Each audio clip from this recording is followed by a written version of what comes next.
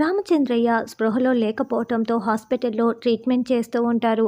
అయితే చామంతి, ప్రేమ్ ఇద్దరూ ఎలాగైనా రామచంద్రయ్యని కాపాడి హాస్పిటల్ నుండి ఎవరికీ తెలియకుండా తీసుకువెళ్ళటానికి ప్రేమ్ ఏమో కాంపౌండర్ వేషంలో, చామంతి ఏమో నర్సులాగా వైట్ శారీ కట్టుకొని ఇద్దరు మాస్కులు పెట్టుకొని వస్తూ ఉంటారు.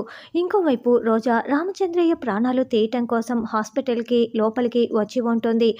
అయితే అప్పుడే రౌడీలు రామచంద్రయ్య దగ్గరికి వచ్చి కోమాలో ఉన్న రామచంద్రయ్యని కత్తితో పొడవబోతూ ఉంటారు.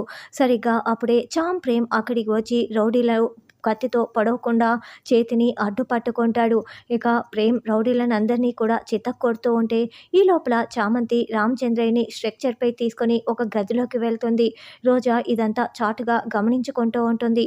నాన్న, మిమ్మల్ని నేను కాపాడుకుంటాను నాన్న అని చామంతి చెప్తూ స్ట్రక్చర్పై అలాగే వదిలేసి పని మీద ప్రేమ్ దగ్గరికి పక్కకు వెళ్తుంది.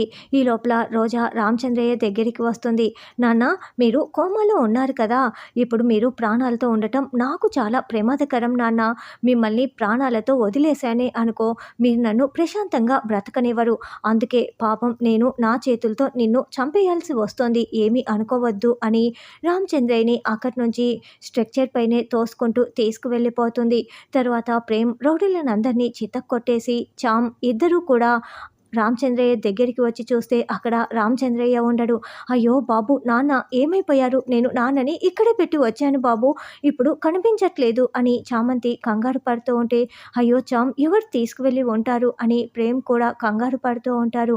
మరి రోజా తీసుకువెళ్ళింది కాబట్టి రోజా నుండి రామచంద్రయ్యని ఎలా కాపాడుకుంటారన్నది రానున్న ఎపిసోడ్లో తెలుసుకుందాం.